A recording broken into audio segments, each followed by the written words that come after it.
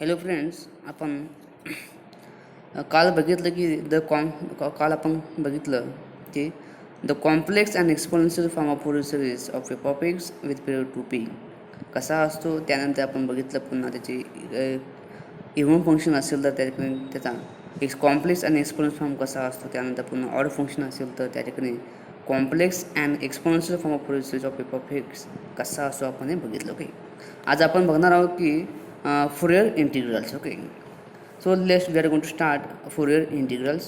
So here the complex and exponential form of a Fourier series of f of x with period 2p is given by f of x is equal to summation n running from minus infinity to infinity cn e raised to I m pi x by p. Say the given equation 1. What is cn here?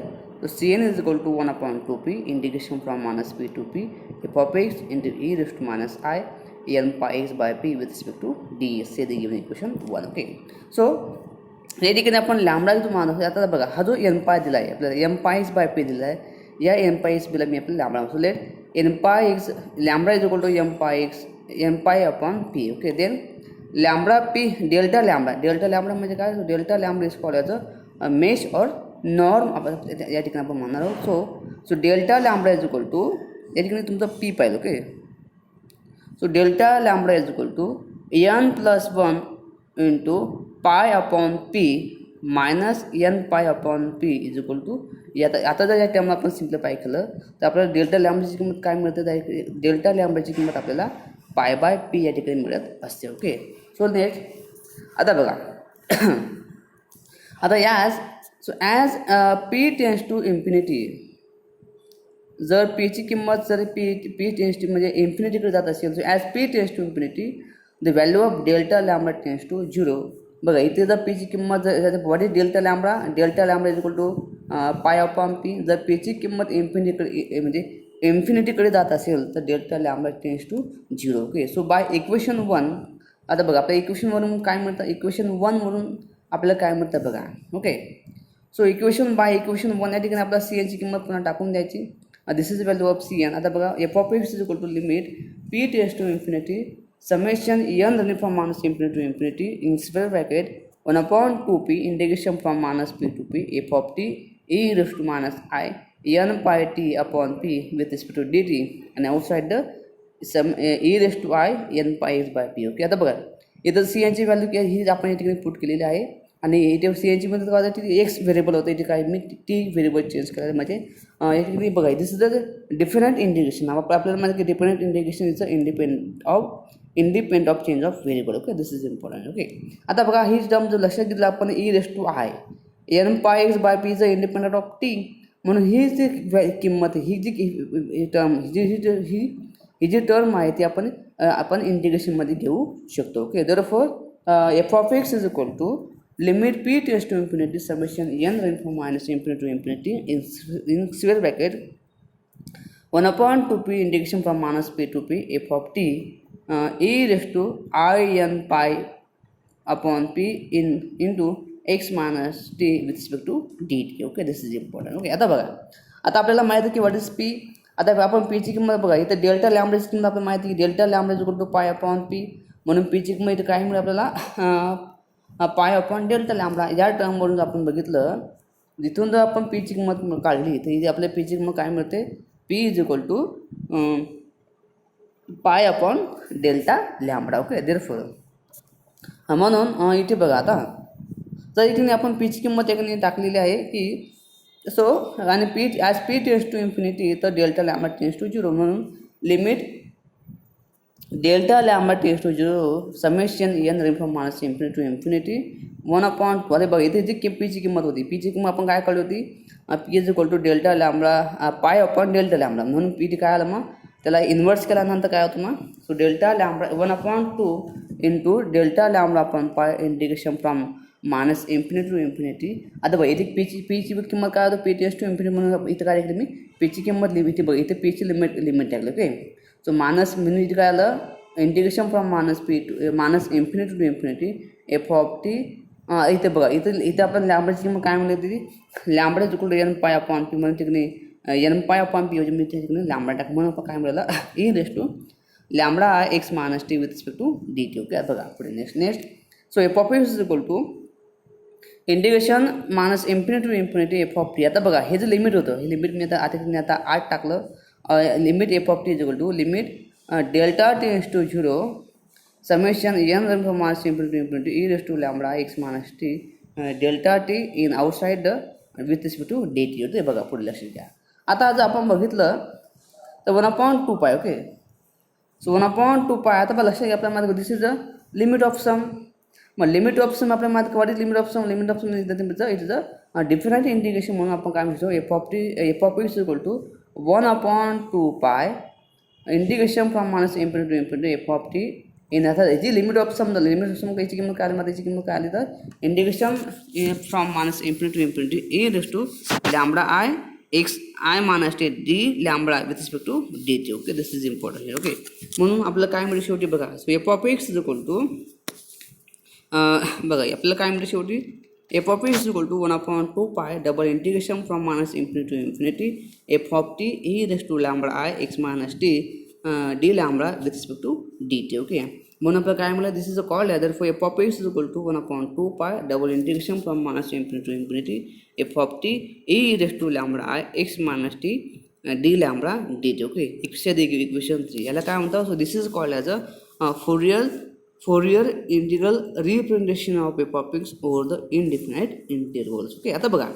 इथं जे हिचे term आहे ह्याचं हिचे integration याला काय म्हणतात तिचं इनर इंटिग्रेशन याला काय म्हणतात outer integration. Okay so we integrate inner integration with respect to delta lambda आणि we integrate outer integrate with respect to d t. Okay this is important. Okay आता जो हा जो फॉर्म्स आहे या फॉर्मला काय म्हणतात this is called as a Fourier integral representation of f of x over the indefinite integrals. Okay लक्षात घ्या. आता बघा पुढे आहे डिरिचलेट कंडिशन.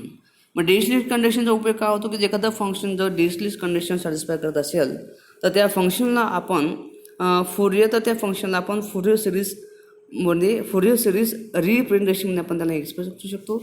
म्हणून बघा पहिली कंडिशन काय दिली आपल्याला की a function f of x is defined and single value except at a finite points in a open interval minus p to p होते.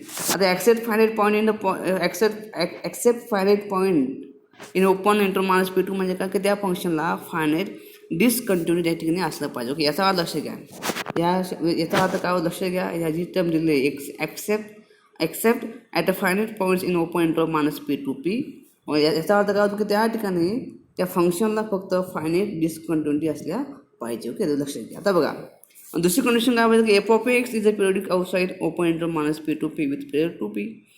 तिसरी कंडिशन काय दिलेलं की एफ ऑफ एक्स अँड त्याचा डेरिव्हेटिव्ह फर्स्ट डेरिव्हेटिव्ह काय असलं sectionally continuous असलं पाहिजे. आणि चौथं पॉईंट की f of x is integrable in a open interval minus p to p ह्याचं याला काय this conditions are to be a Dirichlet condition. Okay this next point बघा.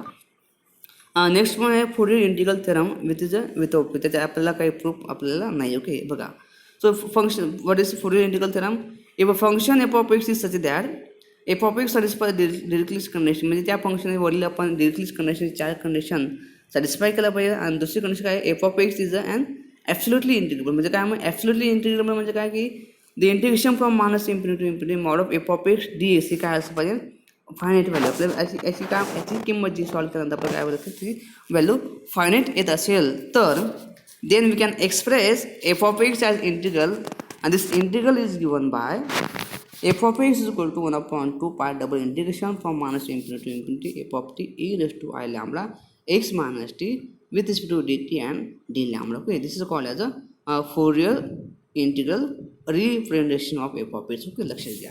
आता नेक्स्ट पॉईंट आहे आपला equivalent form of Fourier integral. Okay आता बघा ठीक आहे. So the Fourier integral is given by 1/f of x is equal to 1/2 pi double integration from minus infinity to infinity e raised to I lambda x minus t with respect to dt and d lambda. आता बघा आपल्याला e raised to y theta माहिती आहे. आपल्याला e raised to y theta म्हणजे काय cos theta plus i sin theta. जर आपण थीटाची किंमत या ठिकाणी लॅम्बडा एक्स मायनस टी घेतली आणि त्याचं एक्सपान्शन केलं तर आपल्याला ही एक्सपान्शन एक ठिकाणी बघा cos theta plus i sine theta म्हणून f of x equal to 1/2 pi double integration from minus infinity to infinity f of t in square bracket cos lambda x minus t plus I sin lambda x minus t with respect to dt and d lambda. Okay, this is important. आता जर आपण याला solve केलं, मग solve केल्यानंतर आपण काय करू शकतो बघा. So it can be written as f of x is equal to 1 upon 2 pi integration from minus infinity to infinity f of t in square bracket integration from minus infinity to infinity minus infinity to infinity cos of lambda x minus t plus I sin lambda x minus t with respect to d lambda and outside with respect to outer integration with respect to dt say they given equation 1. आता बघा, आता आपल्याला माहित आहे की काय बघा, आपल्याला काय माहित आहे की जर फंक्शन साइन फंक्शन कसं असतं नेहमी, तो साइन फंक्शन नेहमी ऑड असतं. ऑड असल्यामुळे त्याचे इंटिग्रेशन ओव्हर मायनस इन्फिनिटी काय आलं, नेहमी 0 आलं. आणि आपल्याला माहिती आहे की कॉस फंक्शन कसं असतं की कॉस फंक्शन नेहमी इवन फंक्शन असतं. मग इवन फंक्शन असल्यामुळे की so f of x is since f cos of lambda x minus t is even function therefore we have the value of integration from minus infinity to infinity cos lambda of x minus t with d lambda is equal to काय, तर 2 times 0 to infinity cos of lambda x minus t with respect to d lambda. Okay, so by equation 1 we get answer. आता तो 2 त्याने cancel झाला आणि आपल्याला काय मिळालं बघा शेवटी. बघा आपल्याला काय मिळालं शेवटी की f of x is equal to 1 upon pi integration 0 to infinity integration from minus infinity to infinity f of t cos of lambda x minus t dt with respect to d lambda. Okay, आता बघा that is आपण पुन्हा इथे मी आता असं लिहिलं बघा, f of x is equal 1 upon 2 pi integration outer integration, याला काय म्हणतात outer integration with limit 0 to infinity आणि inner integration with limit minus infinity to infinity f of t cos of lambda x minus t with d t and d lambda. बघा याची integration असं की this is limit, this are limits for d t and this are the limits for lambda. Okay, this is important. Okay, आता बघा आपल्याला पुन्हा cos of a minus b माहिती आहे. What is cos of a minus बीचं cos a cos b plus sine a sine b. म्हणून मी cos of lambda x minus exponential ठिकाणी बघा असं आलेलं की cos of lambda x cos of lambda t plus sine lambda x sine lambda t. म्हणून आता आपल्याला काय म्हणतात बघा, therefore we can get f of x is equal to,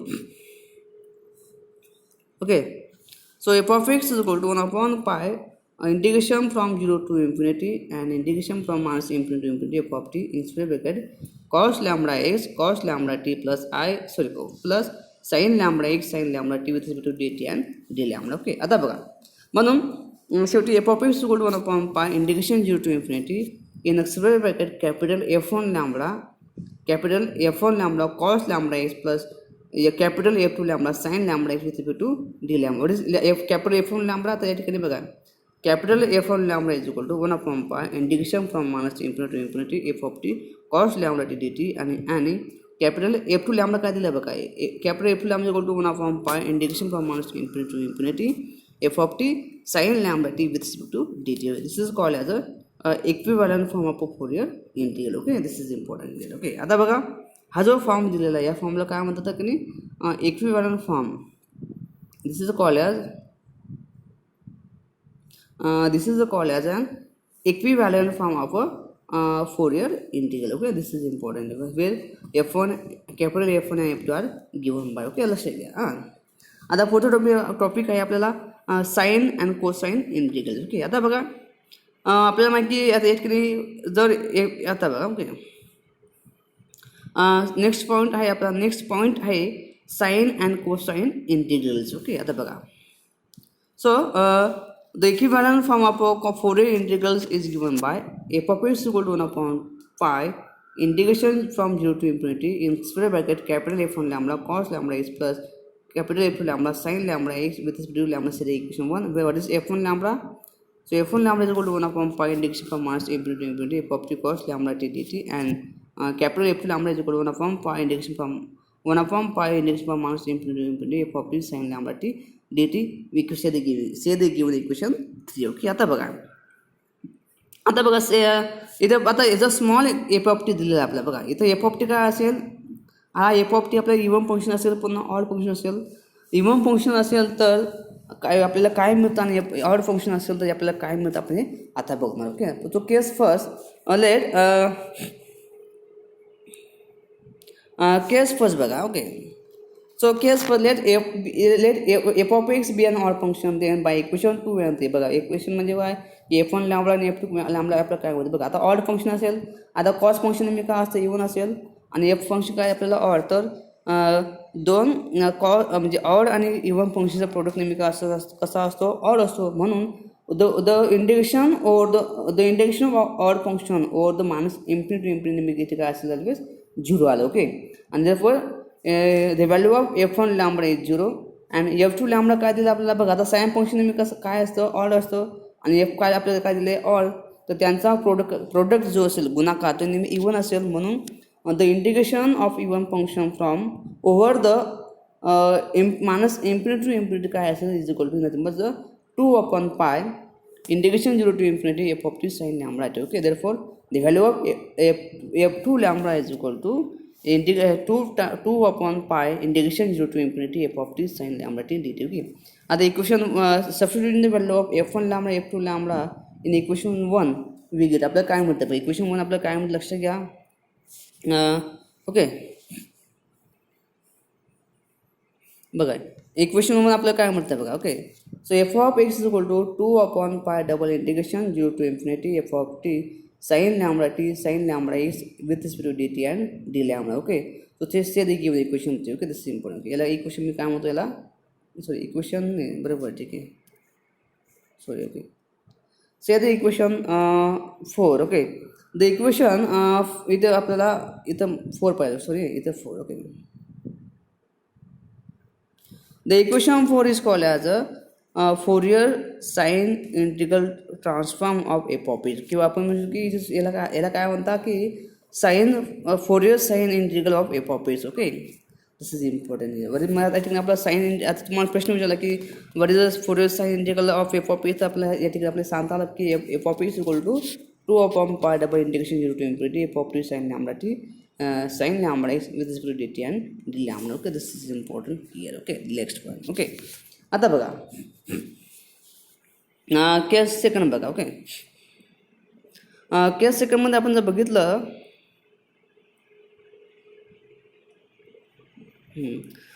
case second बघा. आता केस सेकंडमध्ये आपण बघितलं की एखादं फंक्शन सपोज आपण केस सेकंडमध्ये बघितला बघा की let f of x is an even function. जर एखादं फंक्शन इवन असेल तर आपल्याला माहिती की दोन इवन फंक्शनचा प्रोडक्ट नेहमी इवन असतो. एक इवन असेल ऑड असेल त्यांचा प्रोडक्ट नेहमी काय असतो ऑड असतो. ओके, म्हणून एफ ऑफ लॅम्बडा आता इकडे आपलं म्हणून एफ1 लॅम्बडाची किंमत काय मिळते 2/π integration 0 to infinity f of t cos lambda t d t. Okay, जी बघा इथे कॉस फंक्शन इवन आहे एफ फंक्शन इवन त्याचा प्रोडक्ट इवन असल्यामुळे आपल्याला माहिती की the value of integration from the integration of even function over minus infinity to infinity काय असतं तर 2 times integration 0 to infinity f of t cos lambda t with stability. म्हणून f of लॅम्बडाची किंमत ही आपल्याला ही मिळालेली आहे. ओके, आता f2 लॅम्बडा आहे.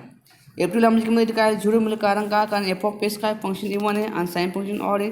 दोघांचं प्रोडक्ट जर लक्ष काय ऑड असेल म्हणून इंटिग्रेशन त्याचं काय आलं त्यात की नाही 0 आलं. म्हणून इक्वेशन 1 मध्ये पुट केल्यानंतर आपल्याला काय म्हणतं बघा. Okay, so by putting equation 1 in equation 1 the value of f1 lambda and f2 lambda बघा. ओके, तर या ठिकाणी बघा आपलं काय म्हणतं की f of x equal to 2/π double integration 0 to infinity f of x cos lambda t into cos lambda x with respect to dt and d lambda. Okay, this is say the equation 1 and this is say the given equation 5 and this is called as a Fourier cosine integral of f of x. Okay, मग कोणी प्रश्न विचारले की तुम्हाला what is the Fourier cosine integral of f of x तर काय सांगता आलं पाहिजे आपल्याला f of x is equal to 2/π double integration 0 to infinity f of x into cos lambda t into cos lambda x with respect to d t and d lambda. Okay, this is important here. Okay, next problem next point. Okay, पुढचा point आपल्याला दिलेला आहे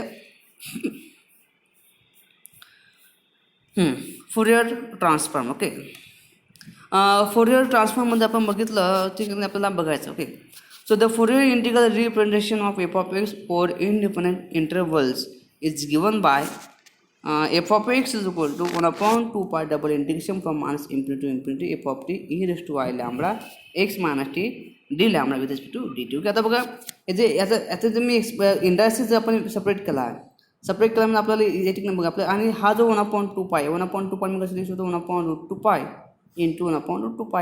याला जर आपण जसं just म्हणजे आपल्याला ॲडजस्टमेंट केली जर आपण इकडे इंडिकेशन हे जे टर्म्स ॲडजस्ट केले ते आपलं काय मिळतं बघा, f of x equal to 1/√2 by integration minus infinity to infinity from infinity to minus infinity to infinity in square bracket 1/√2 pi integration from minus infinity to infinity f of t e raised to minus I lambda t dt outside and into e raised to I lambda x with respect to d lambda. Okay, this is important. आता बघा या ठिकाणी जर आपण इकडे आता बघा, आता याला मी जो एक्स स्क्वेअर ब्रॅकेटमध्ये जे टर्म्स आहे, एक्स स्क्वेअर ब्रॅकेट मला जे टर्म माहिती आहे टर्मला मी काय म्हणतो की capital F of lambda. Okay, so what is f of lambda? Capital F of lambda here 1/2 pi integration minus infinity to infinity f of t e raise to minus i lambda t with respect to t. याला equation जर आपण याची term जर याला जर F of lambda मानला तर आपल्याला इक्वेशन आपल्याला हे काय मिळतं बघा बरं, f of x equal to 1/√2 pi integration minus infinity to infinity capital F of lambda e raise two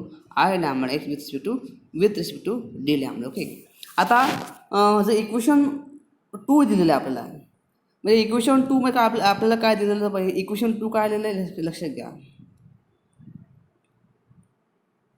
equation 2 या ठिकाणी आपल्याला काय आलेलं बघा, इथे capital F of lambda.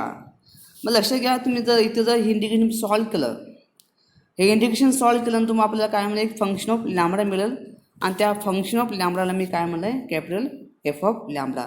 So here equation 2 म्हणजे ही this is equation 2. Okay, so equation 2 is called as a Fourier transform of f of x. Okay, equation 2ला काय म्हणायचं की Fourier transform of f of x आणि equation 1 is called as a inverse Fourier transform. Okay, so therefore if capital F of lambda is equal to but this is a notation. Okay, so here notation काय capital, this is notation for a script f. So script f is a function from function script f of t changes from t variable changes from t to lambda the is equal to 1/√2 pi integration from minus infinity to infinity from minus infinity to infinity f of t e raised to minus lambda t with respect to t this called as a Fourier transform f of x चे equation 3. Okay, आता बघा लक्षात घ्या मित्रांनो, जर तुम्ही याला integration solve केलं, मग सॉल्व केलं म्हणजे आता इथे व्हेरिएबल कोणता इथं टी दिलेला आहे, सॉल्व केल्यानंतर आपल्याला टीचं रूपांतर कन्वर्शन कशामध्ये होतं, लॅम्बडामध्ये, म्हणजे we get the function of lambda. जर पण त्या फंक्शन ऑफ लॅम्बडा काय म्हणलं मी तर कॅपिटल एफ ऑफ लॅम्बडा आणि त्याला काय म्हणता Fourier transform of f of x. Okay, this is important here. Okay, so and आता बघा तुम्हाला सांगितलं असेल की find the inverse Fourier transform. Okay, तर इनवर्स Fourier ट्रान्सफॉर्म अगोदर फाइंड करण्या अगोदर आपल्याला काय मिळेल, त्याचा Fourier ट्रान्सफॉर्म आपल्याला फाइंड शोधायला की जो आपल्याला इक्वेशन 3 वर मिळतो. म्हणून f of x is equal to इथं काय म्हणतात script inverse of f of lambda such that lambda changes from the variable changes, the value lambda changes to x is equal to such that 1/√2 pi integration from minus infinity to infinity capital F of lambda e raised to I lambda x with respect to d lambda. तर बघा इथं जर तुम्ही जर आता बघा इथं जर तुम्ही याला सॉल्व केलं इंटिग्रेशनला, this is we integrate this function with respect to lambda. Lambda जी लिमिट आहे, जी लिमिट काय दिसतात लिमिट फॉर लॅम्बडा, इथं कोणता व्हेरिएबल बाकी शिल्लक असतो ठिकाणी एक्स.